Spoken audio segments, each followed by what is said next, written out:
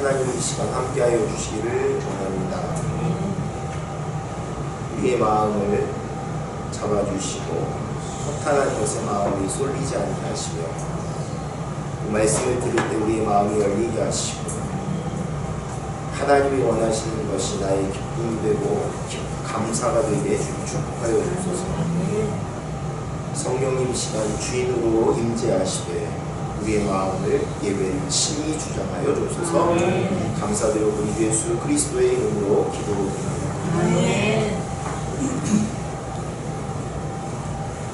동정녀 탄생, 예수님이 이 땅에 오시는데 처녀 마리아를 통해서 이 땅에 오셨다라는 이 동정녀 탄생은 이성적으로는 가장 믿기 어려운 사건입니다. 우리는 어려서부터 들어서 그냥 어렵지 않습니다. 믿음의 고백, 신앙 고백에도 동정녀 마리아에게서 나시고 그러니까 그렇죠. 그런데 이 사건은 믿지 않는 사람들에게는 가장 큰 이 조롱 내지는 공격의 대상 내용입니다. 아니 처녀가 말도 안 되는 소리 하고 있네요. 이렇게 얘기하죠. 그래서 부활보다도 더 믿기 어려운 사건 이렇게 이야기해요. 사실은 이렇게 공격하는 이유는 흠을 내는 거예요. 흠을. 그래서 이 기독교의 진리가 아니다, 거짓말이다 이렇게 말하고 싶습니다. 그럼 여러분들 한번 생각해 보세요. 불교 여러분들 석가모니 탄생 신화 설화라고 얘기하죠. 어떻게 해요? 태어나자마자 뭐 7발을 걸어가서 뭐 손을 올리고 뭐라고 그랬다고요? 뭐 자기 천상천하 유아독존 그렇게 말하고 그랬다고. 그러면서 그거는 진짜가 아니라 이런 의미를 담고 있어. 성경은 그렇게 얘기하지 않습니다. 성경은 의미를 담고 있는 얘기를 하는 게 아니라 사실을 이야기하는 거예요. 동정녀 탄생도 설화가 아니라 사실을 이야기하는 거예요. 그러면 이 이야기를 오늘 우리가 이해하기 위해서 한 가지 전제가 필요한데 뭐냐면 유대인들의 결혼 방식입니다. 결혼 예식.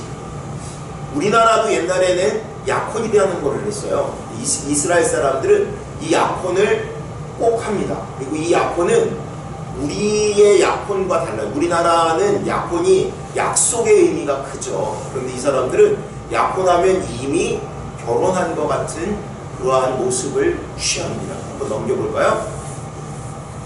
네. 마태복음 18장 함께 1장 18장 함께 읽겠습니다. 예수 그리스도의 나심은 이러하니라. 그의 어머니 마리아가 요셉과 약혼하고 동거하기 전에 성령으로 잉태된 것이 나타났더니.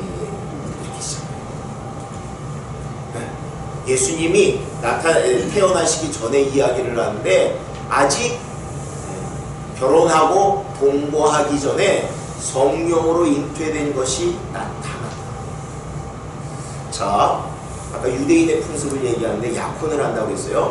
그런데 이 약혼은 이 사람들은 어떠냐면 뒤로 한번 넘겨볼까요?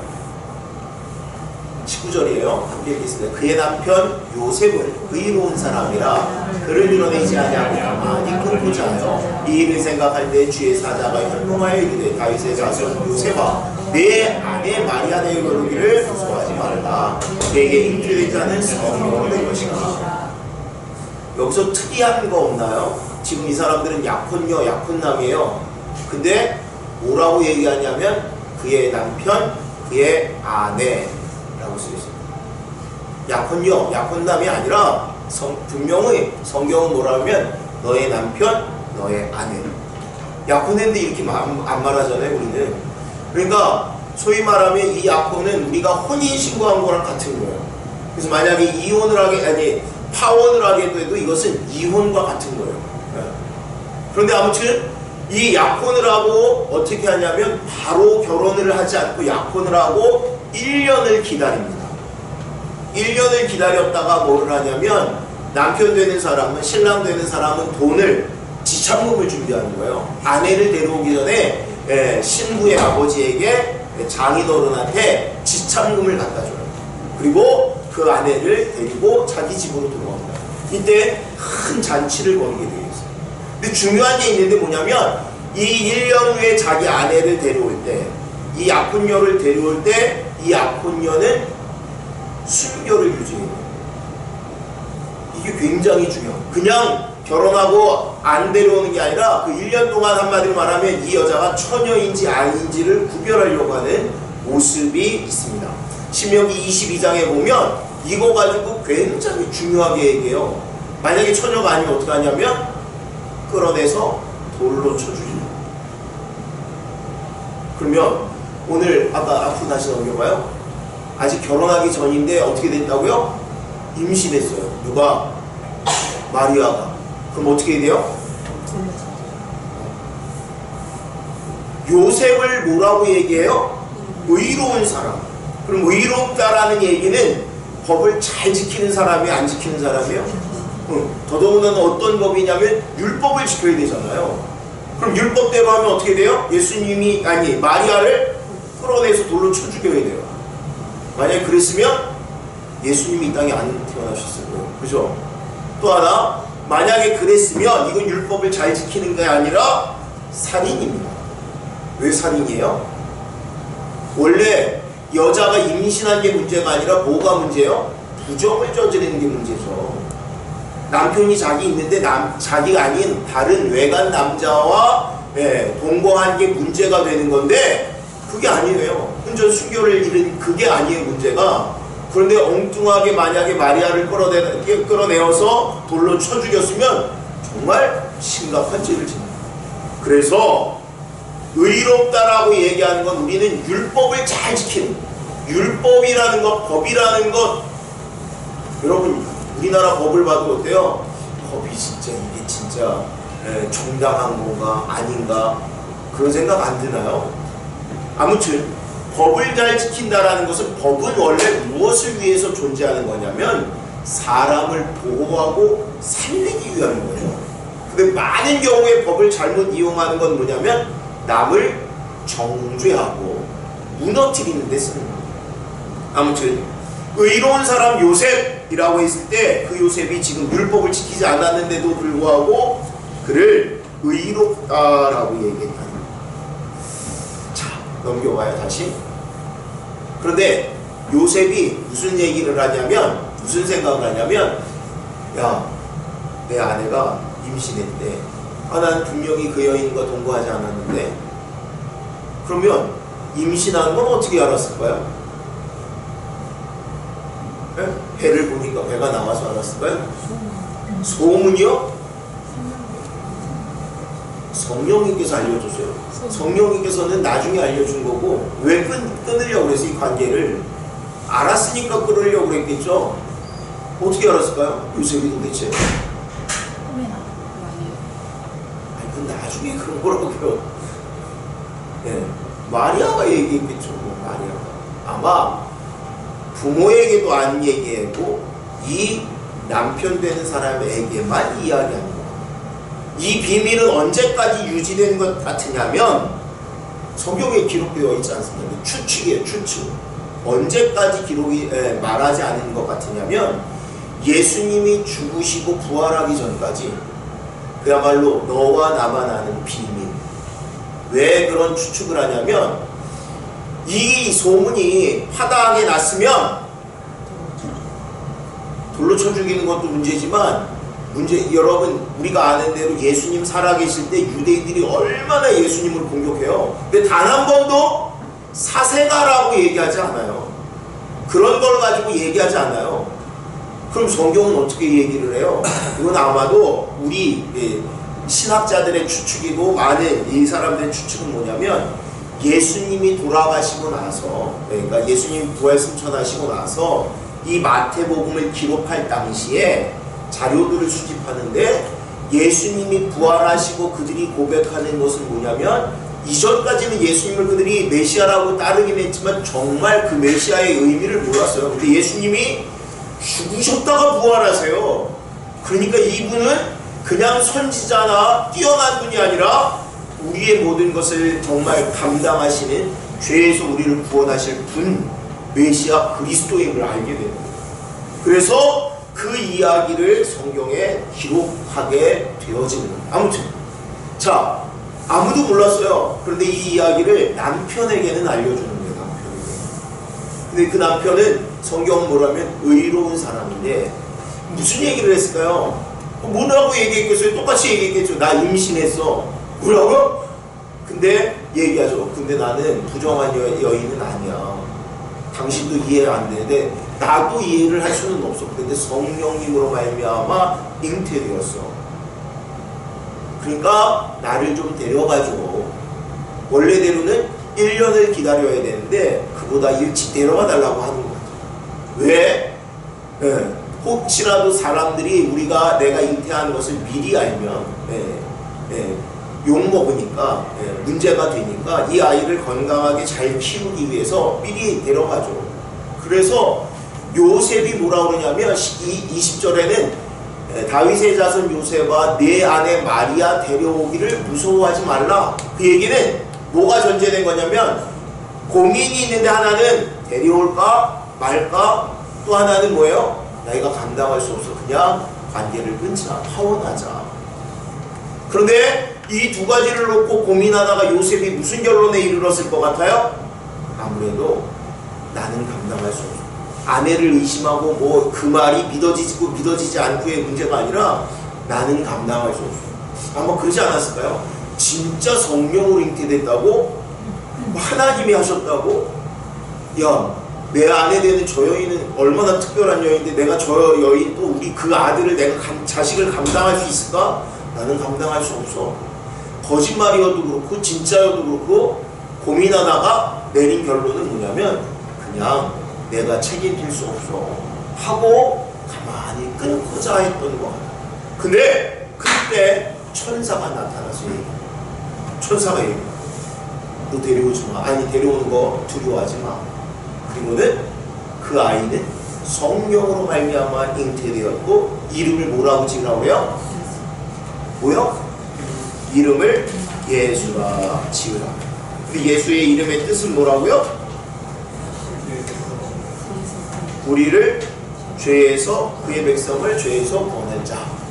원래 예수는 죄에서 구원할 자라는 의미가 아니라 하나님이 우리를 구원하신다라는 의미예요. 그런데 마태복음에는 딱 집어서 죄에서 구원하신다라고 얘기해요. 죄에서 구원하신다. 그러면 이게 예수님이 처음 오셨을 때와 우리가 예수님을 기다리는 그 예수님은 이제 마지막 때 예수님이 다시 오시리라고 얘기해요. 그때는 정말로 새하늘과 새 땅. 그러니까 어느 누구도 그것을 반복하거나 변곡하지 못하는, 바꾸지 못하는, 그때는 정말 우리가 이런 얘기 하잖아요. 예수 믿고 나서 뭐가 바뀌었는데? 아니 바뀐 게 없는 것 같아. 이 땅을 하나님이 다스리시는데 왜 악한 것들이 이렇게 자기들 멋대로 살아? 그때는 주님 다시 오실 때는 그런 일이 없어요. 왜? 악이 심판당하고 정말로 새하늘과 새 땅, 그것이 이루어지기 때문에. 그런데 예수님이 처음 오셨을 때는 어떻게 하셨냐면 우리를 죄에서 구원하셨어요. 그러면 신자가 비신자, 비그리스도인하고 달라야 되는 것은 뭐냐면 죄 없는 삶을 사는 거예요. 신자가 되었기 때문에 부자가 되거나 신자가 되었기 때문에 무슨 권세가 있거나 신자가 되었기 때문에 질병이 잘 치유되어지는 게 문제가 아니라 제일 기본적이고 근본적인 건 뭐냐면 하나님 앞에 거룩하고 흠없게 살려고 하는 거예요. 죄 짓지 않고 살려고 하는 거예요. 예수님이 우리를 위해서 죽으셨는데 우리가 변화되어서 고백하는 게 뭐예요? 아, 내가 이 심각한 죄에 빠졌었구나. 그래서 울고 불고 뒤집어지고 그리고 회개했다면 이제 죄의 문제에 대해서 내가 철저하고 온전해진. 이게 자극이 안 되면 지속적으로 말씀과 기도로 훈련되어서 내가 죄의 문제에 있어서 철저해지려고 합니다. 자, 이제 이 예수님에 대해서 이야기하고 또 이야기합니다. 이것은 성령으로 잉태되어 넘겨볼까요? 자, 아들을 낳으리니 그 이름을 예수라 하라. 이는 그가 자기 백성을 그들의 죄에서 구원할 자이시니라. 그러므로 주께서 친히 징조를 너희에게 주실 것이라. 보라, 처녀가 잉태하여 아들을 낳을 것이요 그의 이름을 임마누엘이라 하리라. 천사가 나타나서 아들을 낳을 건데 이름을 예수라 해라 라고 얘기하고 나서는 그 전에 대한 이야기를 해요. 뭐냐면 징조를 너희에게 주실 것이요 그 처녀가 잉태해서 아들을 낳을 텐데 그 이름을 임마누엘이라 하리라. 구약 성경 이사야 7장 14절의 말씀에 예언을 하는 거예요. 한마디로 말하면 이 예수는 구약에 예언했던 그 아들, 그가 이 땅에 오는 것이라는 것을 이야기합니다. 넘겨봐요. 7장 14절 말씀. 앞에 14절을 빼먹었네. 14절을 써놨구나. 14절을 쓴 거네요. 그러므로 주께서 친히 징조를 너희에게 주실 것이라. 보라, 처녀가 잉태하여 아들을 낳을 것이요 그 이름을 임마누엘이라 하리라. 자, 처녀가 잉태해서 아들을 낳는데 그것이 징조라는 거예요. 징조. 무슨 징조? 우리를 구원하실 징조. 예수님이 이 땅에 오실 것에 대해서 이사야가 예언했어요. 간혹 있잖아요. 이단들은 또는 예수 안 믿는 사람들은 성경에 대해서 예수 믿는 사람보다 더 잘할 때가 있어요. 여러분들 그 길거리에서 전도하거나 그냥 말은 전도인데 이단 포교하는 애들 보면 어디서 들었는지 이런 걸 가지고 공격을 해요.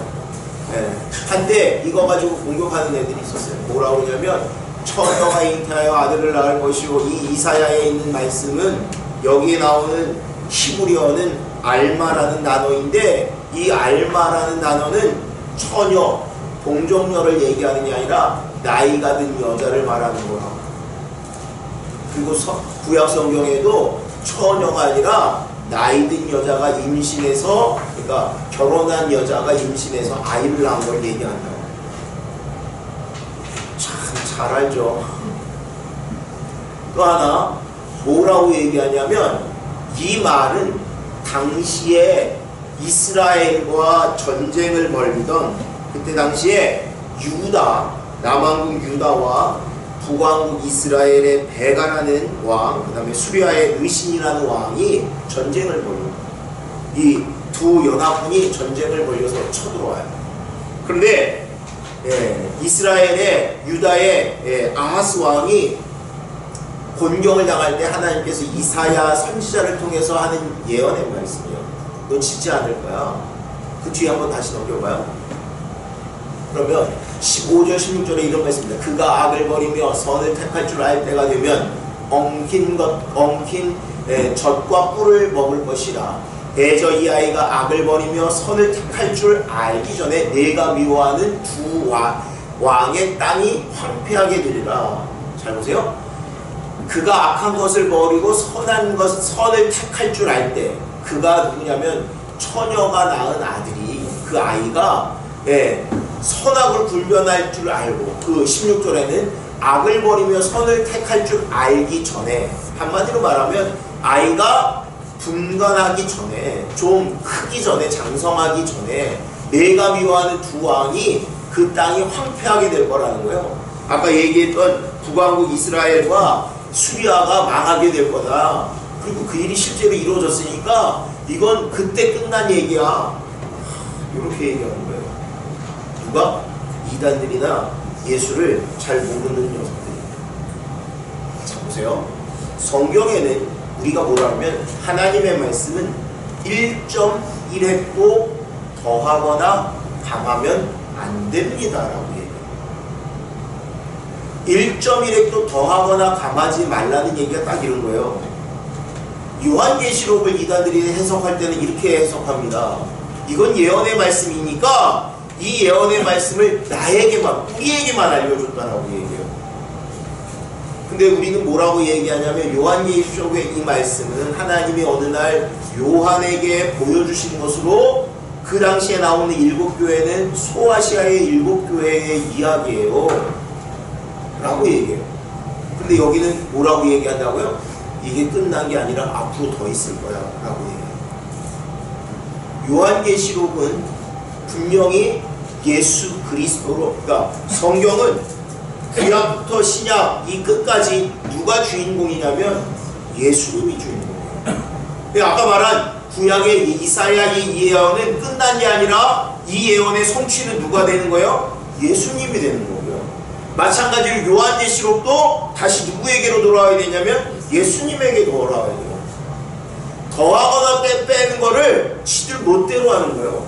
어디에다 더해야 되냐면 예언의 말씀에서 구약에서는 더해서 예수님까지 와야 되고요.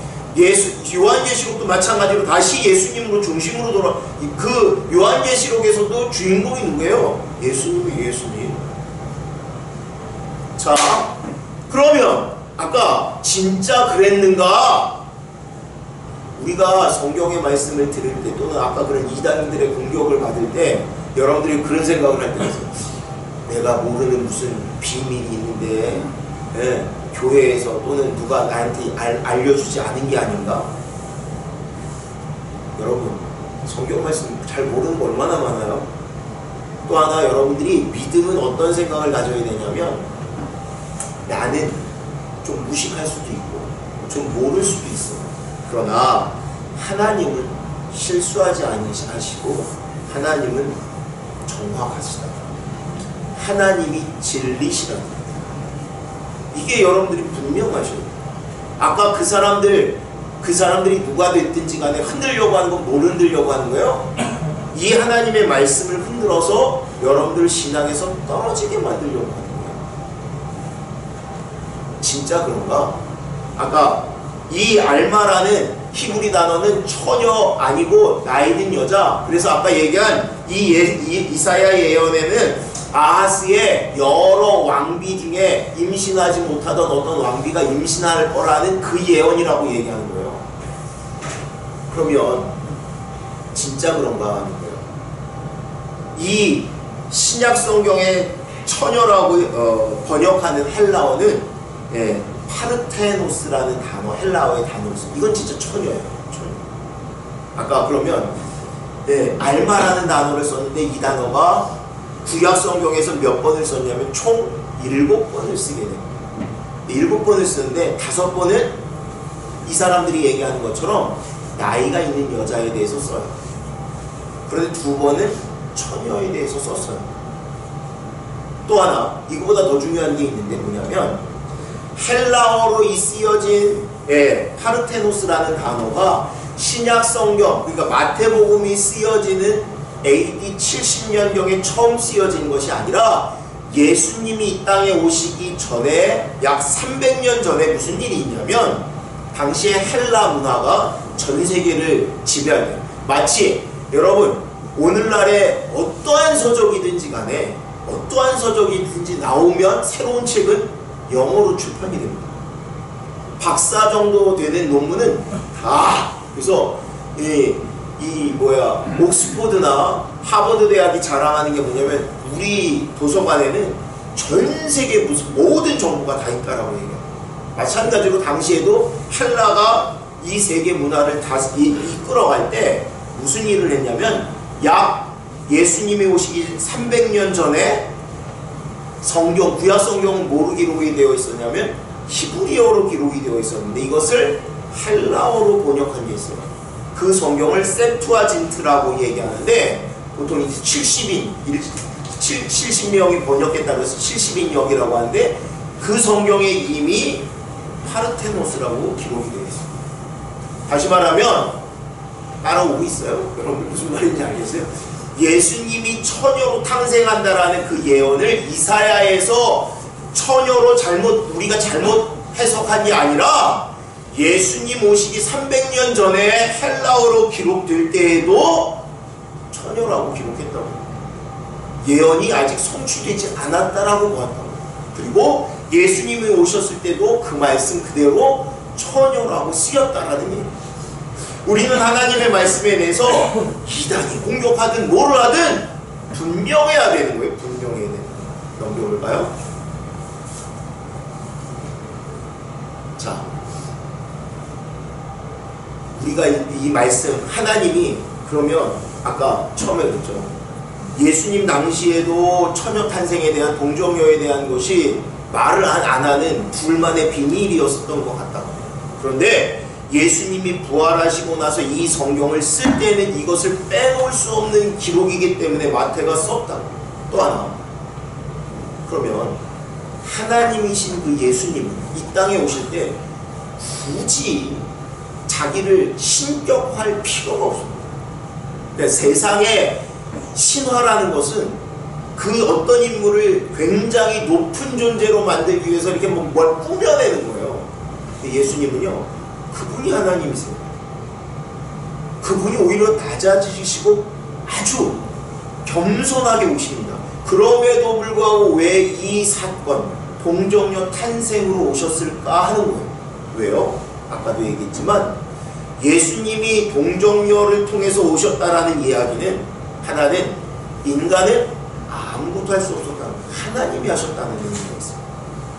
또 하나는 그분은 하나님이시다. 예수님 그분은 하나님이시다. 전적으로 인간으로 오셨고 전적으로 하나님이신 그분이 우리의 죄를 담당하시기 위해서 십자가에서 죽으시기 위해서 동정녀로 오신 겁니다. 우리는 해석만 할 수밖에 없어요. 왜? 감히 무슨 일이 어떻게 왔는지 모르시겠고, 그래서 다시 왜 그러면 예수님이 동정녀로 오셨는가? 자, 이건 하나님이 우리에게 해주신 작업이고, 오늘 제목이 뭐라고요? 의로운 사람 요셉. 요셉이 주인공이에요. 하나님이 주인공. 성경은 항상 하나님이 주인공, 예수님이 주인공이세요. 그런데 그 성경에 하나님 예수님이 주인공이심에도 불구하고 언제나 어느 본문이나 어떤 한 인간이 등장하고, 오늘은 요셉이 등장합니다. 누가복음은 마리아가 주인공입니다. 그러니까 한마디로 말하면 신부 아내의 입장에서 이 예수님이 오신 것에 대해서 기록했다면, 마태복음은 남편의 입장에서 기록합니다. 우리는 하나님이 이 요셉이라는 사람을 통해서 내가 어떤 믿음, 어떤 신앙, 어떤 삶을 살기를 원하시는지를 보여주려고 합니다. 성경은 하나님이 주인공이세요. 그런데 분명한 것은 우리가 아는 이 성경은요, 태초부터 마지막 심판 때까지 누가 등장하냐면 사람이 등장해요. 사람이 없는 얘기를 성경은 하지 않습니다. 오늘 이 본문에도 요셉이라는 한 인간이 등장해요. 하나님은 관심이 누구냐면 사람이에요. 사람. 바로 나, 여러분들입니다. 나는 네가 오늘 요셉이 이런 걸 통해서 우리도 이렇게 되기로 해요. 자, 아까 뭐라고 했어요? 처녀인 이 여자가 잉태했어요. 그 이야기를 들었어요. 그럼 여러분들 같으면 천사가 나타나서, 자, 내 아내는 성령으로 말미암아 잉태된 거야. 그리고 그 안에 데려오는 것을 두려워하지 마. 자, 요셉이 어떻게 하면 24절, 요셉이 잠에서 깨어나 일어나 주의 사자의 분부대로 행하여 그의 아내를 데려왔으나 아들을 낳기까지 동침하지 아니하더니 낳음의 이름을 예수라 하더라. 어떻게 했냐면 이 요셉이 그 말을 듣고 그대로 행동합니다. 첫 번째, 그대로 데려왔어요. 두 번째, 그 여인과 동침하지 않았어요. 세 번째, 낳으니까 이름을 예수님이라고 했어요. 한마디로 그대로 다 순종해요. 여러분들은 꿈에 이렇게 환상을 보면 이렇게 하나요? 안 해요? 네? 어때요? 해요? 안 해요? 믿음이 좋아서 이렇게 할 수 있을 것 같아요. 또는 안 할 것 같아요. 자, 보세요. 만약에 내가 이 말씀을 들으면서 이건 나는 안 될 것 같아. 그러면 성경의 말씀을 내가 이해하지 못하는 거예요. 한마디로 말하면 그 분위기나 느낌을 못 느끼는 거예요. 처음에 등장할 때 뭐라고 했냐면 요셉이 이 일과 뭐를 했어요? 고민하고 있었어요. 고민하고 있었어요. 그리고 그가 꿈의 환상 중에 천사를 봤어요. 그 얘기는 여러분, 믿는 사람은 문제가 있으면 뭐를 해요? 기도를 하죠. 여러분이 그냥 꿈에 천사가 나타나서 이렇게 착각을 하는 것 같아요. 그냥 꿈에 어느 날 잠자고 있는데 하나님의 천사가 나타나서 요셉아 이렇게 얘기했다고 생각하는 것 같아요. 여러분, 이게 보통 일인가요? 내가 믿음이 있으면 이거 뭐 해야 돼요? 기도해야 돼요. 기도. 그냥 기도가 아니라 금식 기도를 하든지 뭔 작정 40일을 하든 이렇게 해야 돼요. 많은 경우 하나님은 우리 인생을 언제나 인도하세요. 근데 왜 하나님이 인도하시는 걸 못 듣냐면 내 생각에 사로잡혀 있기 때문에 못 듣어요. 언제 하나님의 음성을 듣냐면 내가 그 문제를 놓고 기도하고 작정하면서 소위 말하면 내 주파수를 하나님께 맞춰서 들으려고 할 때 그때 들어요. 그때는 들어요. 진짜 하나님이 100을 인도하시면 거의 90분은 못 들어요. 우리가 마치 하나님이 내가 수고 없이 너에게 말했는데 라고 말씀하시는 거예요. 그런데 가끔 우리가 듣는데 언제 그러냐면 그 문제를 가지고 기도할 때는 듣습니다. 요셉을 의로운 사람이라고 하는데 그 의는 다른 것이 아니라 주의 말씀을 듣고 순종한다는 거예요. 의는 뭐냐면 내 고집, 내 판단, 내가 생각하는 것들을 다 내려놓고 하나님이 원하시는 대로 가는 거예요.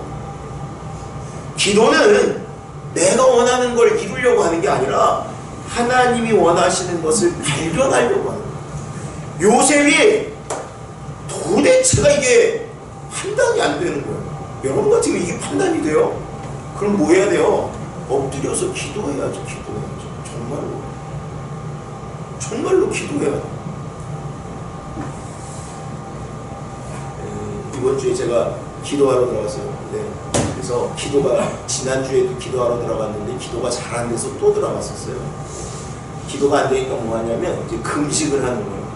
금식을 하면서 기도하는데 그 중에 하나가 우리 예의 문제를 놓고도 기도하는 거예요. 근데 예의 문제 놓고 기도하는데 그냥 기도할 때는 어때요? 확신이 있어? 뭐가 있어요? 그냥 하나님 합격시켜주세요. 이렇게 기도하는 거예요. 근데 기도하다가 갑자기 기도가 그렇게 하나님이 그렇게 기도하는 거 아니야 그러시는 거예요. 그럼 뭘 기도해야 되나요? 내가 보니까 그때는 하나님이 어떤 길을 인도하시는지 모르지만 하나님이 허락하시면 제가 이거 원래 예의가 들어야 되는 거예요. 제가 학교에 입학해서 정말 이렇게 공부하고 이런 인생을 살겠습니다 다짐하는 시간이 되어 있는 거예요. 제가 그걸 뼈저리게 느끼는 게 우리 주문이 딱 그랬어요. 학교 가기 전에는 그냥 부르짖고 기도하더니 진짜 며칠이 아니고요. 진짜 순간 사라져요. 그 다음부터는 어디 갔는지 모르게 예의가 합격을 했어요. 은혜로 딱 예의까지 떨어졌어요. 번호가. 아무튼 그러면 지금부터 기도해야 돼요. 진짜로. 요셉이 의로운 사람이라고 얘기하는 건 들었기 때문이 아니라 그대로 순종하고 했기 때문에. 그죠? 만약에 하나님이 예의를 합격시키셨으면 하나님은 우리 예의에게 대한 뜻이 분명히 있는 거예요. 그러면 뭐를 기도하기 시작하게 되면 하나님 내가 이 학과에 가서 어떤 사람이 될지 또 순종하기 원합니다. 이렇게 해야 돼요. 아무튼 요셉은 듣고 그대로 순종합니다. 그런데 아까 환상 중에 이런 말이 있죠. 환상 중에. 네. 사도행전에 보면 사도행전 10장 10절에 보면 베드로가 하나님께서 고넬료에게 가서 안수를 해라 이런 말씀 하는데 환상 중에 이런 말씀이 있어요. 이 요셉이 환상 중에 하나인 것 같아요. 요즘은 우리 교회도 새벽 예배를 6시에 해가지고 제가 그런 일이 드문데 예전에는 새벽 예배를 4시 반, 5시 뭐 이렇게 했잖아요.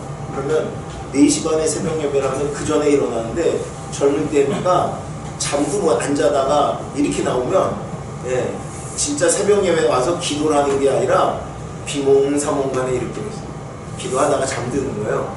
그러면 재밌는 거는 놀라운 건 뭐냐면 이렇게 기도하다 자는 건 자는 게 아니고요. 그때 진짜 환상을 하는 거예요. 여러분들이 응답을 못 받으시는데 꿈에라도 보길 원하시는 분은 기도하다 잠들면 그거는 진짜 환상을 봅니다.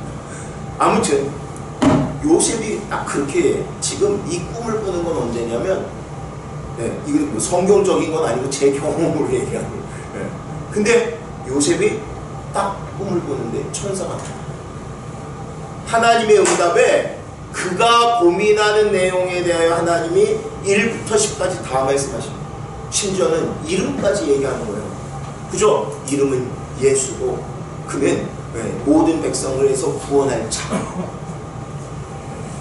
하나님은 우리와 동행하기로 하세요. 의로운 자라는 것은 하나님 뜻에 순복하고 나를 내려놓고 하나님의 도구가 되어지기를 헌신하는 거예요. 내가. 그리고 하나님은 나를 통해서 이끌어가세요. 여러분, 믿음 없는 사람이 요셉을 보면 요셉은 그냥 롤러코스터 타는 것 같이 인생이 아주 뒤죽박죽된 거예요. 결혼하기 전에 아이가 자기 약혼녀가 임신을 하지 않나, 또 어떻게 해요? 그 아이 때문에 피난 가잖아요. 아이들 다 죽이니까 그냥 피난 가지. 계속 그 연속이에요. 그런데 그렇게 얘기하잖아요, 성경. 그는 하나님의 인도하심을 받아서 그 말씀에 순종하는 자가 되었다라고 얘기해요. 하나님이 오늘 우리에게 원하신 거는 나는 너에게도 내 길을 알려주고 너도 순종하고 따라하기를 원해라고 말씀하시는 거예요. 근데 문제는 뭐냐면 주의 말씀에 귀를 기울이지 않는 거예요. 들으려고도 안 하고 하나님은 아니라고. 나는 그렇게, 성경에 무슨 그렇게 말씀하시는 게 어디 있어? 분명히 그렇게 말씀하시잖아요. 하나님은 여러분들을 통하여 일을 하십니다. 하나님이 다 하실 수 있어요. 그분이 하나님이세요. 근데 성경은 하나님이 그렇게 그냥 하신 게 아니라 오늘도 요셉을 통해서, 마리아를 통해서 하나님의 역사를 이루어 가십니다.